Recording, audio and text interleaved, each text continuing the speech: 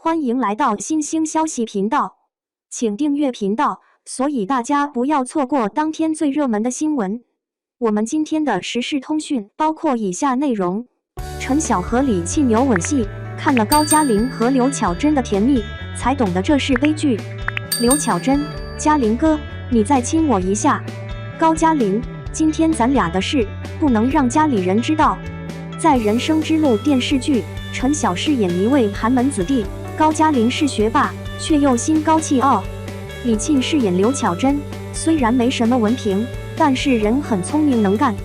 或许在大多数眼里，一位是学霸，一位是村花，简直就是天生一对。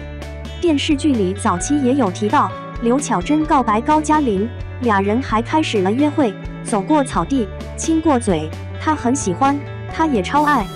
这是陈晓和李沁剧里的第一次吻戏，虽然是蜻蜓点水般的亲吻，但已经陷入了爱河。高加林、刘巧珍亲嘴，有了之前的甜蜜之后，第二次亲吻又来了，可惜被他人打断了。不过有甜蜜就会有悲伤，其实他和他真的不合适，原因有以下几点。虽然说高加林是学霸，但是他情商真的不算高。面对自己喜欢的女孩刘巧珍的时候，他不经意间的话语就已经伤了女孩的心。比如他和她再次约会看明星杂志的时候，女孩说了一句：“比我好看吗？”高加林直接说：“人家大明星，你一个村妞比什么比？”毫无疑问，他伤了女孩的心，只是刘巧珍不说罢了。高加林看到他人优秀，他很自卑。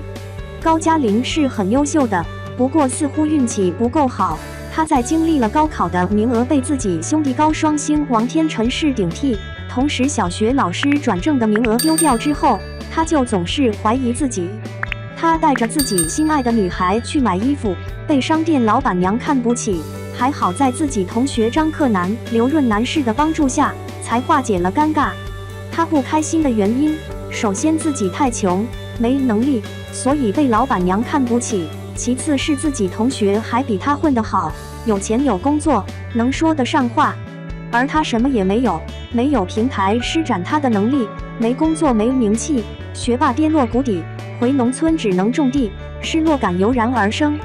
没有勇气承认刘巧珍是他女朋友，他和刘巧珍谈男女朋友都不让自己家里父母知道，还强调了不要让女孩告诉他人。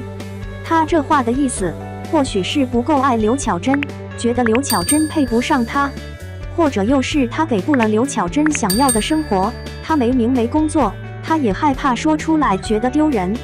至于原因是什么，我觉得应该是害怕自己太穷，没有勇气说出口，觉得马栓更适合刘巧珍。高加林没想到的是，自己当年的同窗好友马栓想娶刘巧珍，还托他给女孩父亲送酒，因为马栓堂曾是被女孩拒绝了，没脸去送。高加林知道原因，他是震惊的。如今的马栓已经不是当年那一位落榜3次的高中生了，他做起了生意，很有能力，也算村里一方的富豪。而高加林一坛酒他都买不起，这种感觉让他很不好受，给不了自己心爱的女孩什么，让他觉得自己很无能。综上所述，高加林和刘巧珍始终走不到一起，束缚太多，想法也太多。他把她当作最爱的人，他或许在最失意的时候才想起她。男生一心想出人头地，女孩一心想好好过日子，这样的想法终有隔阂。据悉，《人生之路》电视剧改编来自路遥的经典中篇小说《人生》，之后的故事走向应该是刘巧珍和马栓结婚了，高加林又和黄亚萍、张嘉倪是处对象，而黄亚萍的另一个追求者又是曾经替她解围的老同学张克南。兜兜转转，还是几位熟悉的人有交集。而故事的纠葛就是高加林和刘巧珍处过对象，而她又嫁给了马栓。学霸高加林和黄亚萍暗生情愫，而又有张克南老同学作为她的追求者。这样的故事一看就是人生之路，怪不得观众也评价该剧原著是悲剧，高加林真的惨。不过电视剧是经过改编的，或许高加林、刘巧珍、高双星等角色会有一个好的结局。至于《人生之路》这部剧如何，是不是一部好剧呢？